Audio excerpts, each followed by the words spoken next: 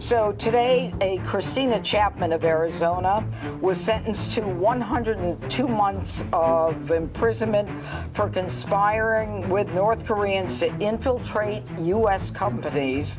This is the story of Christina Marie Chapman from Litchfield Park, Arizona, who was just convicted and sentenced to 8.5 years in federal prison.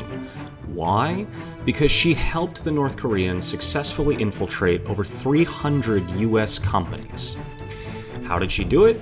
She was running a laptop farm in her house and operating as a middleman between U.S. companies who thought that they were hiring IT remote workers, when in reality she was helping the North Koreans get these jobs. She provided the North Koreans the internet access, the identity paperwork, and helped them get the jobs, apply for the jobs, get the jobs, deal with the onboarding process, deal with all aspects of HR. She was the full-on middleman between this little scheme.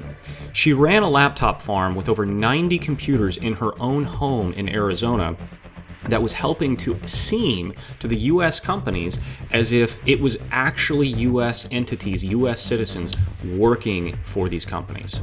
The North Koreans used stolen identities. At least 68 have been confirmed so far to have been used. The crime? North Korea used stolen or fraudulent identities of 68 U.S. individuals to set up fake online personas. And when the North Koreans obtained those identities, they got employment with 309 companies, some of them Fortune 500 companies in this country.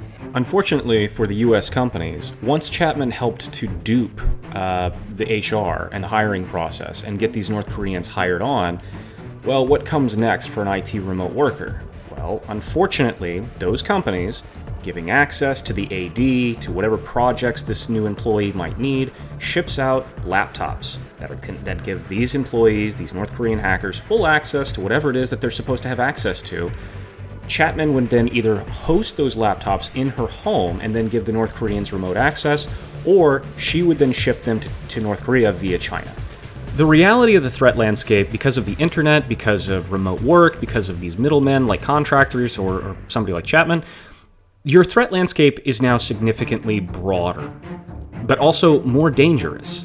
Because when you do hire on remote workers or anybody else, you never really know who they are. Most companies don't run background checks. Most companies don't go into in-depth understanding of who your employees are. And you can have stories like this that sadly happen far too often. I mean, literally, this one case, this one person successfully helped to infiltrate 300 companies. So this is not a niche thing. This happens all the time.